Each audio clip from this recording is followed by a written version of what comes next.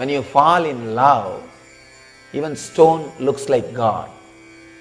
When you don't feel connected, when you don't feel that click, I call that as a click. Suddenly something happens to you, you feel connected. If that click does not happen, even if God comes in front of you, you will ask for ID card. If the click happens, even in front of a stone, you will feel the divine presence. Even a stone is enough to awaken the divinity, divine presence in your life, in your being.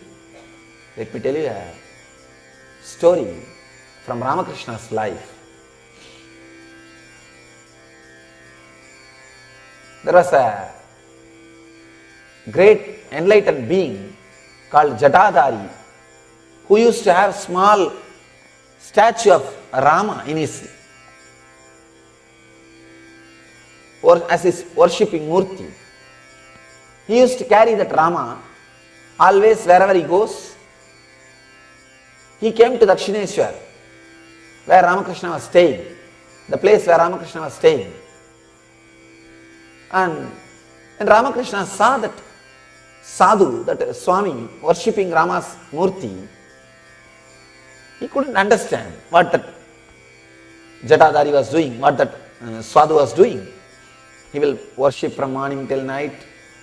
He will be doing a lot of things with that murti. One day the Ramakrishna asked that Swami, what is this with this small murti? What are you doing? From morning till night you are bathing, giving food and doing so many things. What are you doing? That sadhu says, unless you fall in love with this Rama, I will not be able to tell you. Just try to be around me and see. And Ramakrishna says, just I spent few days around him and saw how he lives with that murti. By and by, when I got that energy, when I got that feel, how he feels connected to that murti, suddenly I saw it is no more a statue, it's a living energy. It's a living energy. I could see a living being. I could feel that he responds to our thoughts. He responds to our prayers. He responds to our energy. Then he says, only then I understood how I can feel connected to Kali Murti which I am worshipping. He was a priest. He was a priest. He says, only then I understood how I can feel connected to the Murti which I was worshipping. When you fall in love, when you move towards love, when you feel connected, whether it is object, person or the whole universe, if you feel connected to a person, you will see anything associated with that person becomes auspicious to you. If you feel connected to an object, feel in love with an object, suddenly you will see that object looks like a God. If you feel connected to the whole existence, suddenly you see whole life is auspicious. Anybody who feels whole life is auspicious, Mangala, is enlightened, liberated. He doesn't have fear. He doesn't have difficulties. He doesn't have problems. He doesn't need anything else. That very understanding, whatever happens, is auspicious, is enough. We have only two kinds of people on the planet Earth. One, spiritual people who feel whatever is happening is auspicious, nothing needs to be done. The other kind, materialistic, whatever is happening is something is less, we need to do something, some final touch. That's all. That's all. One small story. A preacher gave a big sermon about charity. Very strong sermon. After speaking so much about charity, he sent his hat for collection. The hat went round all over the group, came back as empty as it was sent. After 2 hours of sermon, the hat came back as empty as it was sent. That guy got his hat back and said, "Oh God, my hat came back." Understand? You can make anything as auspicious. He knows how to take things as auspicious. When you are really in tune, you will understand whatever is happening is auspicious. The best thing which can happen is happening. If you trust your logic, your intelligence, you will always be complaining. If you trust the cosmic intelligence, the cosmic logic, you will always be relaxing and appreciating. You can feel this cosmos as an order or as a chaos. It's your freedom. You can either feel as a beautiful order. Just see, no traffic signal. All the planets are moving without hitting each other. Even if they hit, not much danger. Things are happening. Or you can say, no, so much of chaos, so much of fighting in every home, so much of trouble in every house. You can look at this angle or from that angle. It's your freedom. You can think whole world, whole cosmos as order or chaos. You have full freedom. Mangala or inauspicious. You can think as most auspicious, Shiva, or the ultimate destruction, devil. It's up to you. It's up to you. The other day, I was using a spell check software. The spelling checking software. I typed the word Devi, and the spell check software says devil. I understood. You can look at the same concept from both angles. You can look at the life as a Devi, most auspicious, or as devil. When I ask for a spell check, that software says, gives the option of devil. You have an option of Devi or devil in your software also. In your mind also, you have an option to see whole life as Devi, auspicious, or as devil.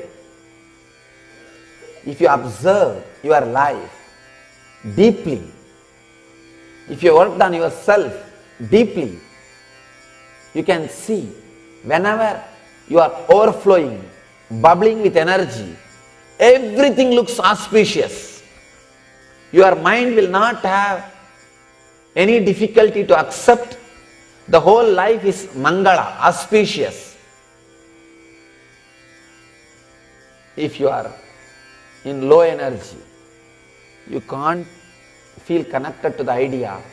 Everything is auspicious. Everything is Mangala. I always tell people,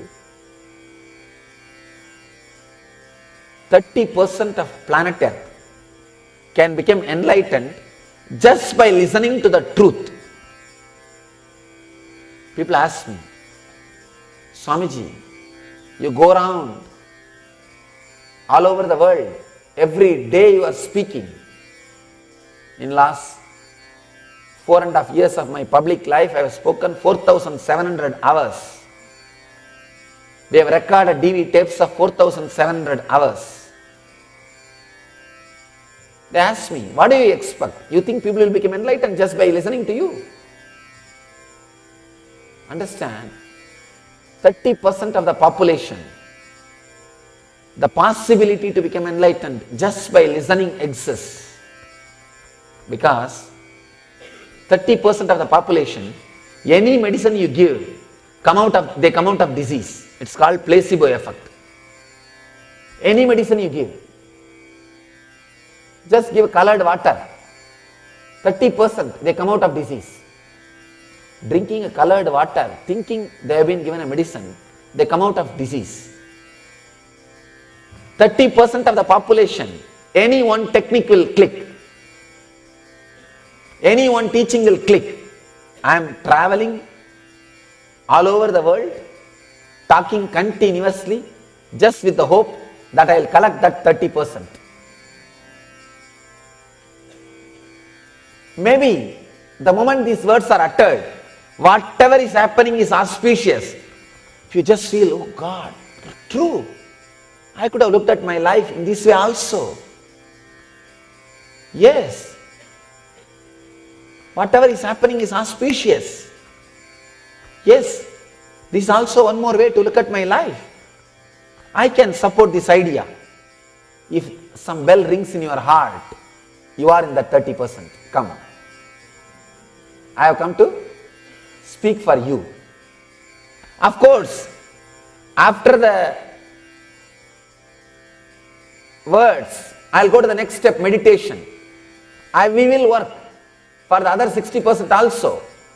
But if the ring bell happens in your heart, you are in the 30%. You are ready for enlightenment. You are ready to see the truth. You are ready to experience. This is what I call Kundalini awakening just by listening to the truth. There are people, just listening to the truth, something awakens. God, yes, what he says is right. Yes, there is a possibility. There is a possibility. Whatever is happening is auspicious. Because I have seen some part of my life, that feeling happening in me.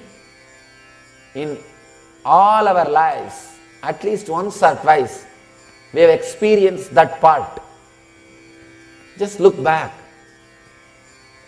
The moments where you took major positive decisions, those moments you would have had that confidence, that courage.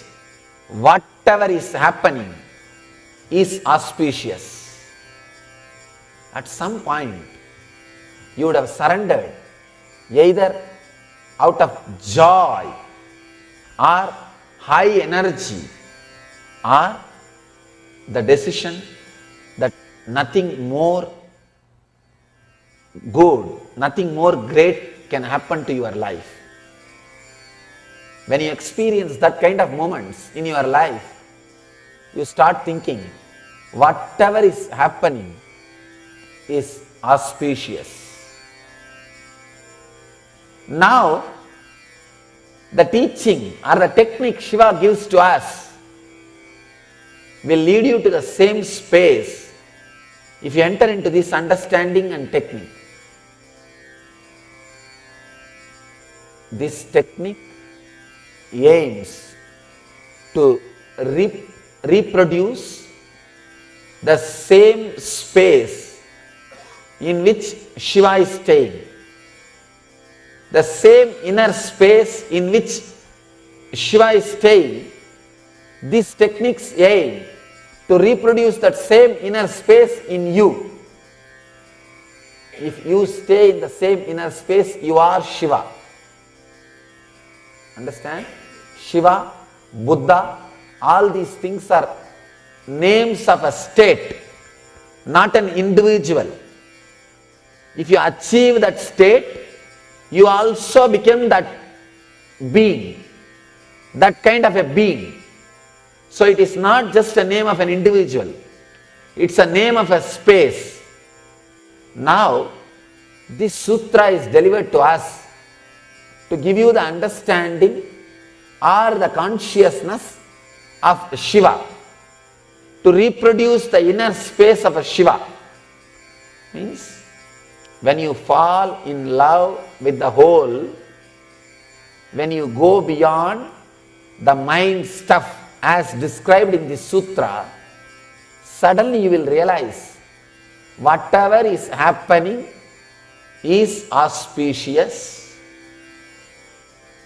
Suddenly you will fall in love with the whole.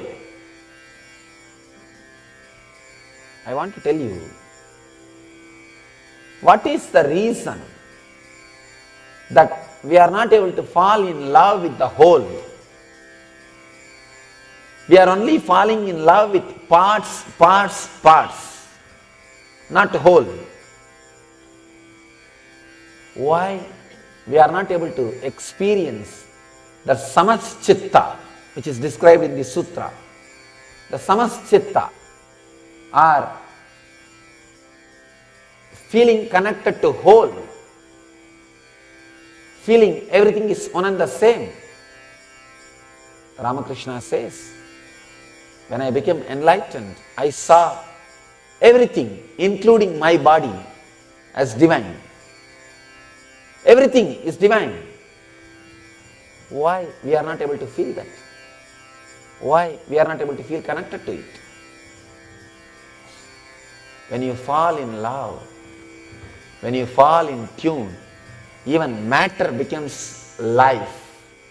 Matter comes alive. In Ramakrishna's life, you see some stories, you will be surprised. Stone speaking to him and doing what he wants.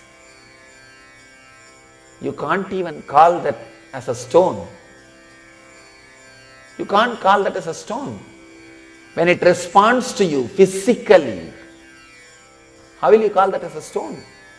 We have thousands of stories, murtis directly relating with the devotees. There's a beautiful story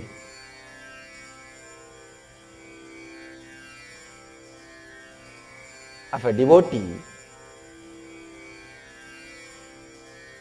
happened in South India, a place called Kanchipuram. That story happened in a Vishnu temple. That Vishnu's name is the Vishnu who obeyed the devotee's order. The story, let me narrate the story, then you will understand. There was a devotee. For some reason, king was disturbed by the devotee's activity. He told that devotee to leave the city. Just get out of my kingdom. The devotee said, all right. He went to the temple where he used to pray, and he said, Lord, I am going because king has told me. Please bless me. I feel that you will be always with me. I am going. If you can, please come with me. And he started walking. The devotee started walking. Story says, very difficult to believe. Story says, the Vishnu also got up from his bed and started walking with him. Understand? For a logical person, very difficult. The Vishnu also starts walking with the devotee. The king heard that the Vishnu is leaving, he is walking. He ran and came to the temple and fell at the feet of the devotee and said, no, please don't leave. I understood your greatness now. Then the devotee says, all right, I'll stay here. Please, you also rest. And the story says, Vishnu went back and again started resting. And the murti, still the murti is there, as if he is trying to get up. He is trying to get up. Very difficult to believe. But if it is one or two places you can avoid, this is like a story. I can say every village in India carries like this at least 10 stories. At least 10 stories. Every village of India will have at least 10 stories. If you are born and brought up in India, go to your village, you will have at least 10 stories like this. In every village. You can't brush all these things in the name of stories. No. You can't brush all of them. If it is one or two, you can say. You can't brush all of them. There is something more than story. There is something much more than to just a story, part of it. When you are in love, even Murti, a statue, can respond to you, can connect with you, relate with you. When you are in love, you will feel whatever is happening is auspicious. Whatever is happening is Mangala.